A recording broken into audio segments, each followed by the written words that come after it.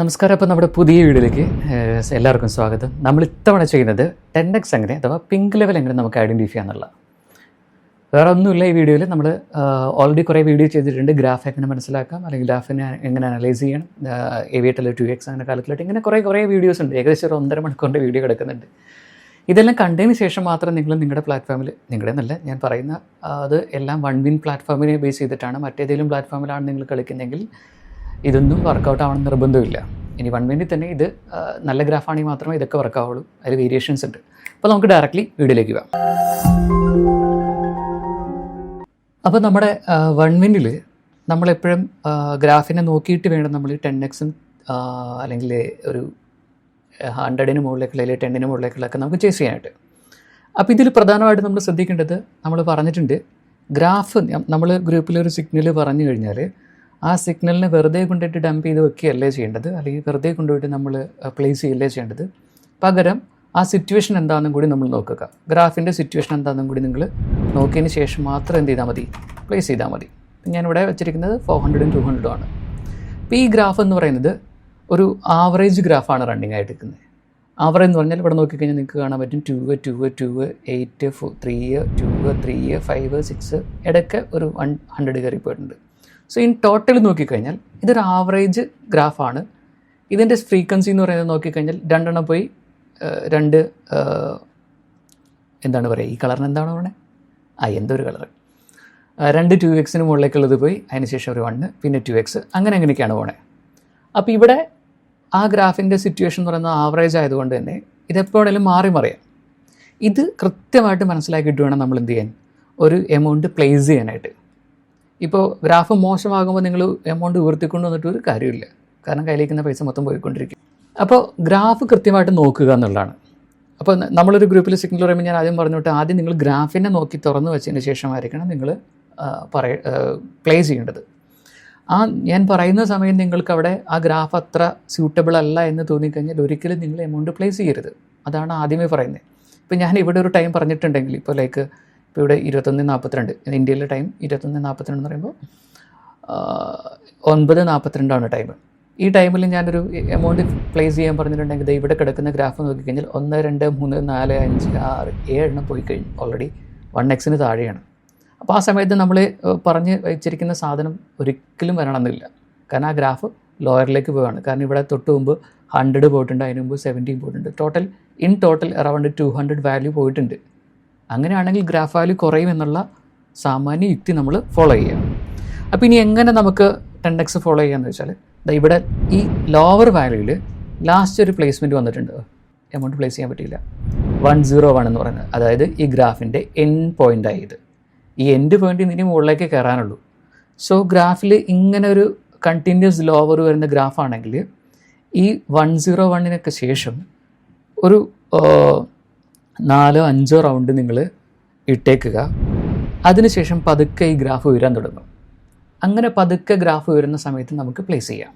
അങ്ങനെയാണെങ്കിൽ നമുക്ക് 10xനുള്ള പോസിബിലിറ്റി ഉണ്ട്. ഇതിനെ നമ്മൾ പറയുക പോസിബിലിറ്റി എന്നാണ് പറയുക. 100% ഒന്നും ഷുവറല്ല, കാരണം ഇവിടെ ഗ്രാഫ് വളരെ മോശമായിരിക്കുന്ന സമയമാണ്. ബ്രേക്കിംഗ് പോയിൻ്റ് എന്ന് പറയുന്നത് ഇവിടെ മുതൽ 5 മുതൽ താഴേക്ക് വളരെ മോശമാണ്.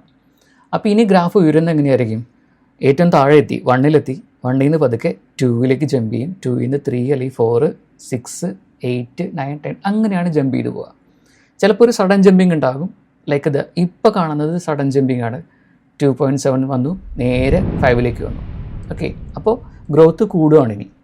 ഇനിയുള്ള 1, 2 നമ്മൾ പറഞ്ഞ് 10ക്ക് ശേഷം 4 റൗണ്ട് വിടണം, ഒരു റൗണ്ടോടെ വിടാം. അതിന് ശേഷം മുതൽ നമുക്ക് പതുക്കെ ട്രൈ ചെയ്ത് തുടങ്ങാം. അങ്ങനെ ട്രൈ ചെയ്ത് കഴിഞ്ഞാൽ നമുക്ക് എന്ത് ചെയ്യാം, ഈ പറയുന്ന ഗ്രാഫിൽ നമുക്ക് ബെറ്റർ ആയിട്ടുള്ള ഒരു 10xന് നമുക്ക് ക്യാച്ച് ചെയ്യാൻ പറ്റും. ഇതാണ് 10x ക്യാച്ച് ചെയ്യാനുള്ള ഒരു എളുപ്പമാർഗ്ഗം എന്ന് പറയുന്നത്. ഗ്രാഫിന് കൃത്യമായിട്ട് നോക്കണം.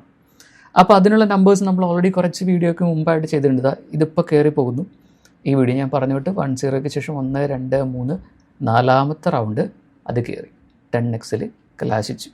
10xന് മുകളിലേക്ക് കയറിയിട്ടുണ്ട്. അപ്പോൾ അതൊരു പോസിബിലിറ്റിയാണ്. അതുവരെ നമ്മൾ ക്ഷമയോടെ കാത്തിരിക്കണം. ഇപ്പോൾ ഞാൻ ഇന്ന് കണ്ട സിറ്റുവേഷൻ നമ്മൾ പറഞ്ഞു ഒരു 300 to 700 വരെ ചാൻസ് ഉണ്ടെന്ന് പറഞ്ഞു. ഞാൻ പറഞ്ഞു ഇന്ന ടൈം മുതൽ ഇന്ന ടൈം വരെയാണ് എന്ന് കരുതിയിട്ട് ആ സമയത്ത് മൊത്തം നമ്മൾ പ്ലേസ് ചെയ്യാനല്ല പറയുക.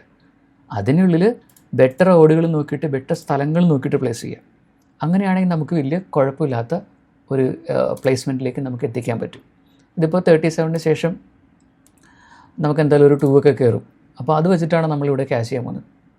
2 മുതൽ ചിലപ്പോൾ ഇത് മുകളിലേക്ക് കയറി പോകാം. ഇത് 2 തന്നെയാണ് ക്രാഷായിപ്പോയത്.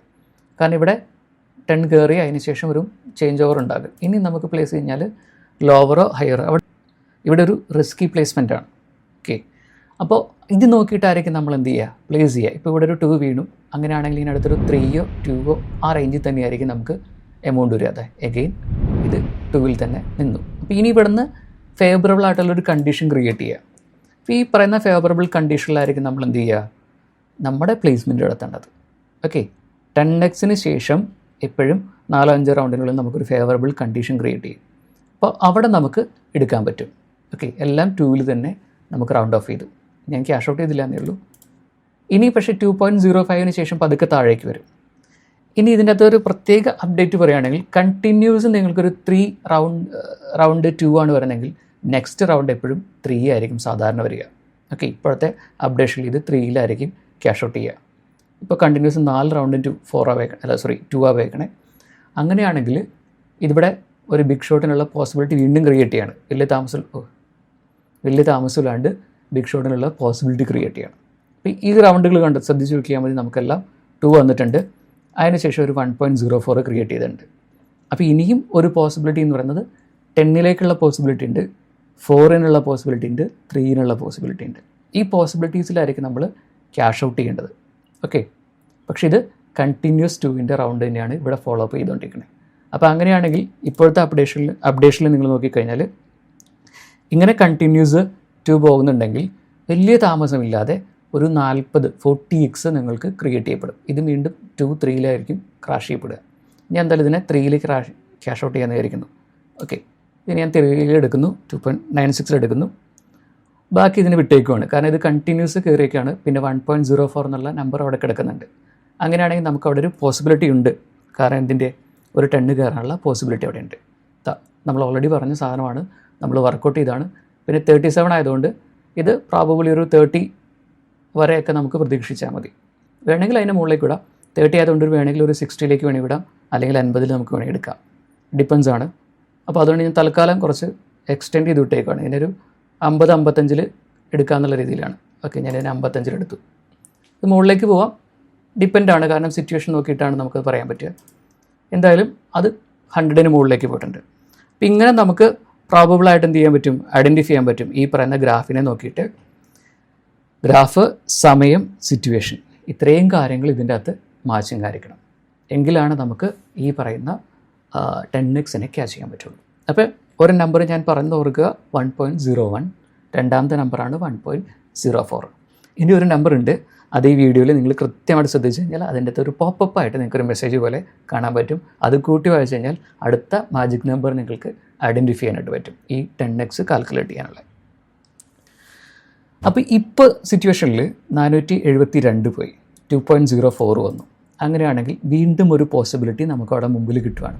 കാരണം ഒരു ഹൈ റോഡ് പോയി കഴിഞ്ഞാൽ വലിയ താമസമില്ലാതെ നമുക്ക് വീണ്ടും ഒരു 10xോ അതിന് നിയറായിട്ടോ അല്ലെങ്കിൽ 7 വരെയെങ്കിലും നിങ്ങൾക്ക് ക്യാച്ച് ചെയ്യാൻ പാകത്തിന് ഒരു സാധനം കൂടി അവിടെ ക്രിയേറ്റ് ചെയ്യും. ആ സിറ്റുവേഷൻ റാൻഡംലി ക്രിയേറ്റ് ചെയ്യുന്ന. അപ്പോൾ നമുക്ക് ഈ പറയുന്ന ഗ്രാഫിൽ നിന്ന് തന്നെ റീഡ് ചെയ്തെടുക്കണം എത്ര വരുമെന്നുള്ളത്. അപ്പോൾ ഇവിടെ 3ലാണ് അത് അവസാനിച്ച്. ഞാൻ എക്സ്പെക്റ്റ് ചെയ്തത് 7 ആണ്. ഇനി എന്നാലും 2, 2, 4 ഇവിടെയും വലിയ കുഴപ്പമില്ലാത്ത റേഞ്ചിൽ പോയിക്കൊണ്ടിരുന്നതാണ്. അപ്പോൾ ഇവിടെ നിന്ന് ഇനി ഒരു മാറ്റം ഉണ്ടാകും. പറഞ്ഞ പോലെ മാറിക്കഴിഞ്ഞു ഓൾറെഡി. 1.18 അവിടെ ഒരു ബ്രേക്കിംഗ് വന്നു. അപ്പോൾ ഇനി നമുക്ക് വെയിറ്റ് ചെയ്യേണ്ടി വരും. ഒന്നെങ്കിൽ നിങ്ങൾക്ക് വെയിറ്റ് ചെയ്തിട്ട് റൺ ചെയ്യാം. ഈ പറയുന്ന ഗ്രാഫിനെ മൊത്തത്തിലൊന്ന് നോക്കുക, എന്താണ് സംഭവിക്കാൻ പോകണമെന്ന് നിങ്ങൾക്ക് കൃത്യമായിട്ട് മനസ്സിലാക്കി എടുക്കാൻ പറ്റും. അപ്പോൾ ഈ 1.12 എന്നുള്ളത് 2 റൗണ്ട് വന്നിട്ടുണ്ട്. It's A pair. അപ്പോൾ അവിടെ വീണ്ടും നമ്മൾ കാൽക്കുലേഷൻ ആലോചിക്കുന്നത് ഇതൊരു പെയർ നമ്പറാണ്. പെയർ നമ്പർ തൊട്ട് പോന്നിരിക്കുന്നത് 3ഉം 2ഉം ആണ്. അങ്ങനെയാണെങ്കിൽ അവിടെ ഒരു പോസിബിലിറ്റി എന്ന് പറയുന്നത് ഇനി വരാൻ പോകുന്ന സാധനം കയറാൻ പോകുന്നത് 5ലേക്കോ അല്ലെങ്കിൽ 7ലേക്കോ ആയിരിക്കും എന്ന് നമുക്ക് തൽക്കാലം അനുമാനം എടുക്കാം. പക്ഷേ എപ്പോഴും നമ്മൾ കളിക്കുമ്പോൾ ഒരെണ്ണം സേഫർ റൗണ്ടിൽ എടുത്തു വച്ചേക്കുക. 2ൽ ഒരെണ്ണം ക്യാഷ് ഔട്ട് ചെയ്തിട്ട് സെക്കൻഡിനെ മാത്രം ഇട്ടിട്ട് റിസ്ക് എടുത്താൽ മതി.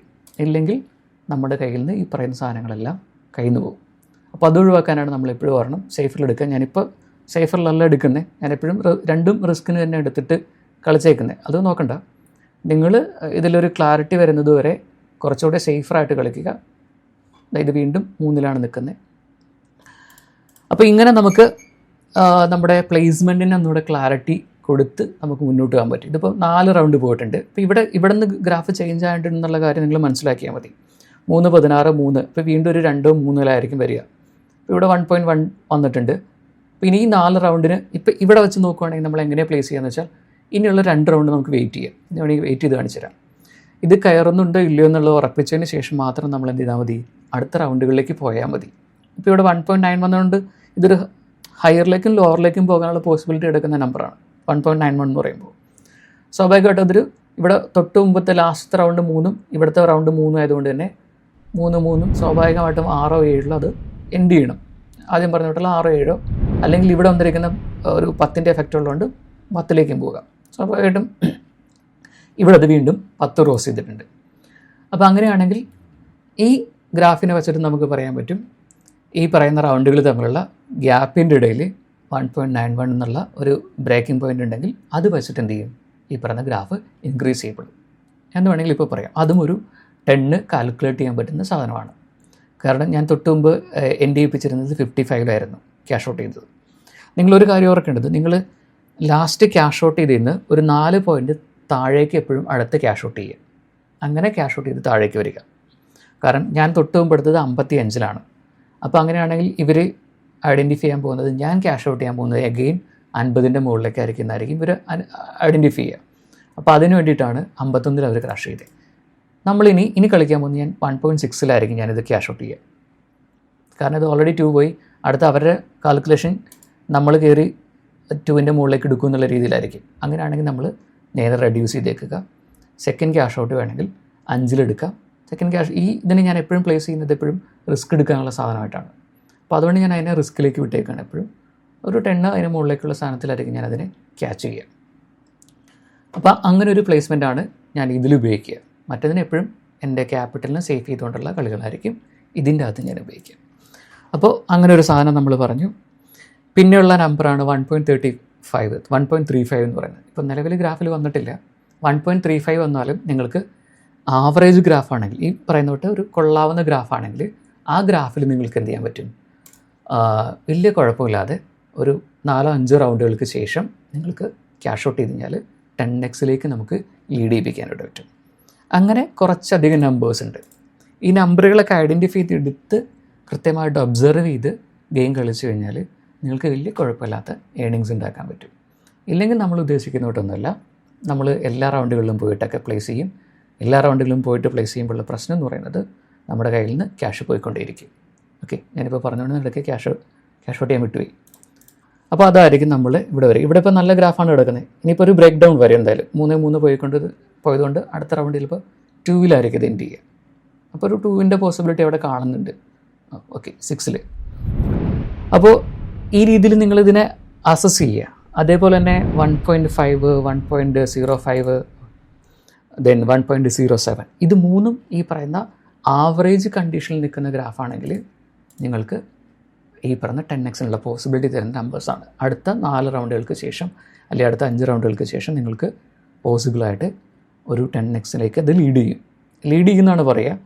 പക്ഷേ എപ്പോഴും നമ്മൾ 10x തന്നെ ക്യാച്ച് ചെയ്യണമെന്ന് നിർബന്ധമൊന്നുമില്ല. പോസിബിലിറ്റി ഉള്ളതുകൊണ്ട് മാത്രമാണ് നമ്മളതിനെ പറയുക. അതേപോലെ തന്നെ 1.14 അത് ലീഡ് ചെയ്യുന്ന സാധനമാണ്. 1.14, 1.02 അതിൽ ലീഡ് ചെയ്യുന്ന സാധനമാണ്. 1.04 ലീഡിങ് പോയിൻ്റാണ്. ദെൻ 1.01 ലീഡിങ് പോയിൻ്റാണ്. 1.07 ലീഡിങ് പോയിൻ്റാണ്.